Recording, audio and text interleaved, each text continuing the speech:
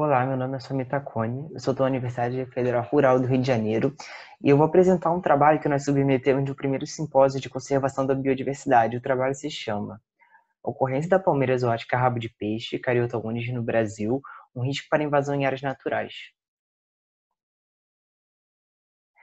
As palmeiras compõem o principal grupo introduzido como ornamental no mundo. Às vezes elas são introduzidas com outros fins, né? Algumas vezes alimentação, outros para extração de algum produto, né? Mas, no geral, elas são introduzidas muito com fim de ornamentação, tanto em cidades, jardins botânicos ou áreas já voltadas mais para a área de paisagismo. Seus frutos geralmente são atrativos para a fauna, além de eles produzirem uma quantidade muito grande de frutos, né, por estação reprodutiva. E por elas produzirem esses frutos muitas vezes ricos em proteínas, carnosos, são atrativos para a fauna, quando uma palmeira exótica, né, introduzida num local, ela tem uma facilidade de integrar as redes de interações. Então, alguns animais começam a utilizar ela como recurso, né, na alimentação e acabam dispersando essas sementes para outras áreas, além daquela área que ela foi plantada. Então, no mundo, a gente já tem registro de pelo menos 64 palmeiras que, quando introduzidas, se naturalizaram naquela área e pelo menos 24 registros de espécies que se tornaram invasoras. Então, quando você planta uma palmeira, por exemplo, pelas suas características reprodutivas, ela pode interagir com a fauna local e essa fauna pode ajudar na dispersão de sua semente e colonização de outras áreas. Um exemplo de palmeira exótica que é muito popular no Brasil e no mundo como ornamental é a palmeira rabo de peixe, chama a Cariota urens. Ela tem esse nome porque as pinas das folhas têm esse formato recortado, né? E se assemelha muito ao rabo de peixe, por isso o nome. O gênero Cariota é o único gênero de palmeira que tem essa folha chamada bipinnada. O que tem pela essa diferença, acaba sendo única, muito utilizada para arborização urbana. A espécie é nativa do sul da Ásia, né? Ela é originária de cerca de 8 países no sul da Ásia, mas hoje ela apresenta em pelo menos 30, ela ocorre em 32 países como uma espécie exótica. No Brasil, a espécie foi introduzida há pelo menos 100 anos, na cidade de São Paulo, até onde se sabe, como uma espécie utilizada na arborização da cidade de São Paulo.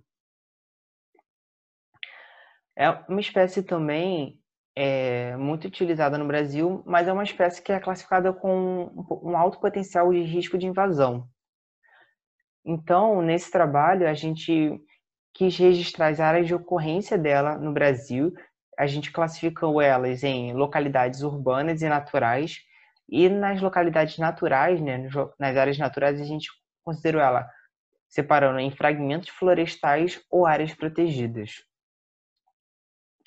Nós realizamos uma busca, uma revisão utilizando o nome da espécie e uma segunda palavra-chave como exótica ou exotic, porque a gente variou entre português e inglês para achar o maior número de trabalhos no Google escolar, para achar trabalhos que falassem dela no Brasil, mostrando a sua distribuição em áreas de ocorrência.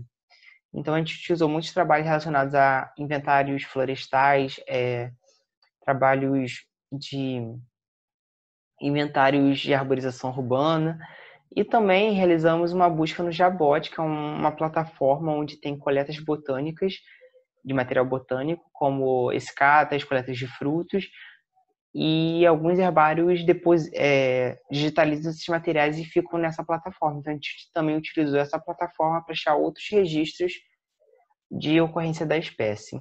Então, a gente fez essa busca, criamos os dados e as áreas de ocorrência, os pontos, e criamos um mapa de distribuição da espécie no país.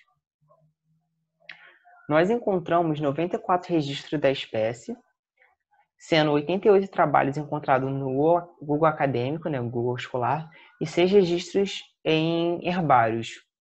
A maioria dos trabalhos não tinham o número de indivíduos da espécie encontrados, porque alguns eram relacionados só à identificação de de indivíduos, de espécies numa determinada área, não a distribuição ou o número, a abundância de cada espécie.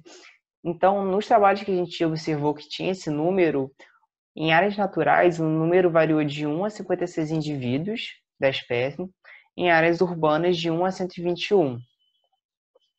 Em áreas naturais, o número pode ser maior, né, mesmo onde foi registrada. Por quê? Em alguns trabalhos, como existe um diâmetro mínimo para a coleta dos dados, algumas palmeiras eram menores, não foram consideradas. Então, o número é um pouco maior do que esse de 56 em algumas áreas, né? Por exemplo, nesse trabalho onde eu reporto 56, o número pode ser maior, porque não contemplou todas as palmeiras devido à questão do diâmetro mínimo de inclusão no trabalho.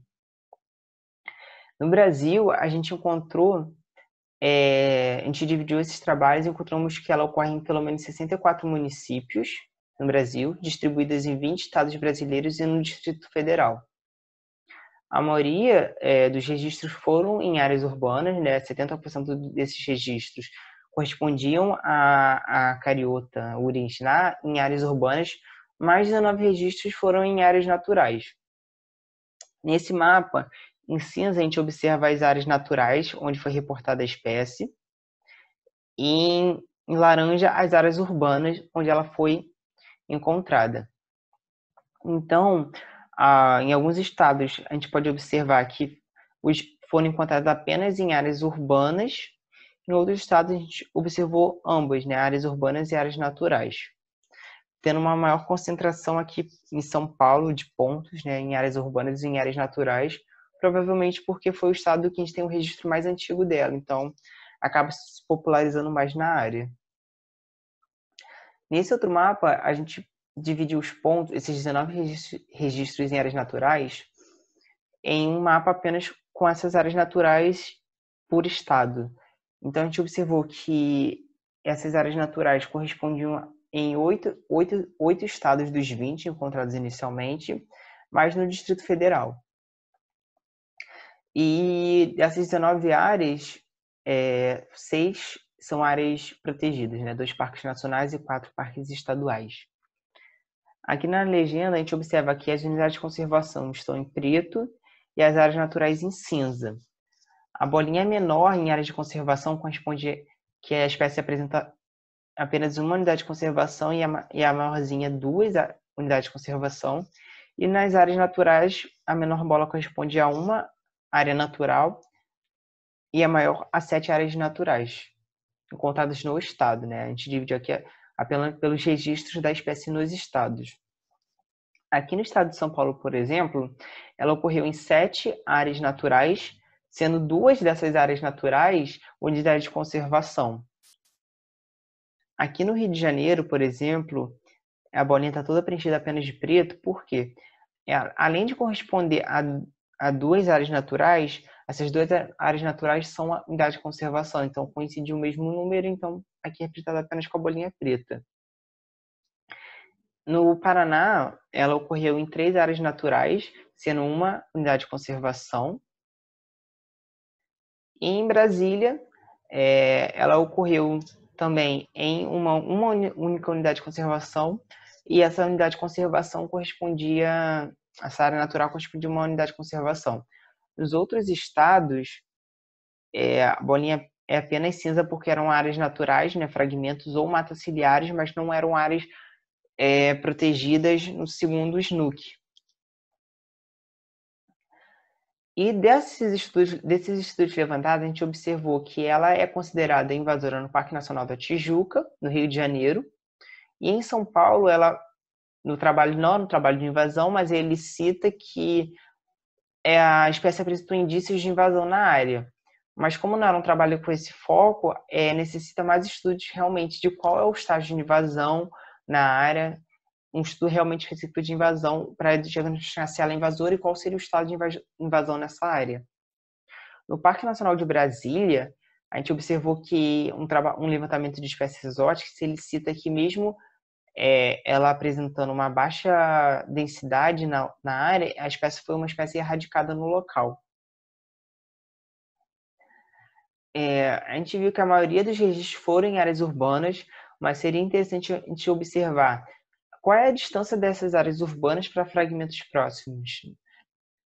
A espécie tem um potencial de se espalhar facilmente, já que é uma espécie, ela é considerada um alto risco de invasão pela questão dela interagir bem com a fauna e produzir uma grande quantidade de frutos, né? Uma infrutescência da espécie pode produzir de 8 a 11 mil frutos e às vezes existem mais de uma inflorescência, né? De 1 a 4 inflorescências em cada indivíduo. Então, uma quantidade significativa de frutos que podem ser dispersos pela fauna local.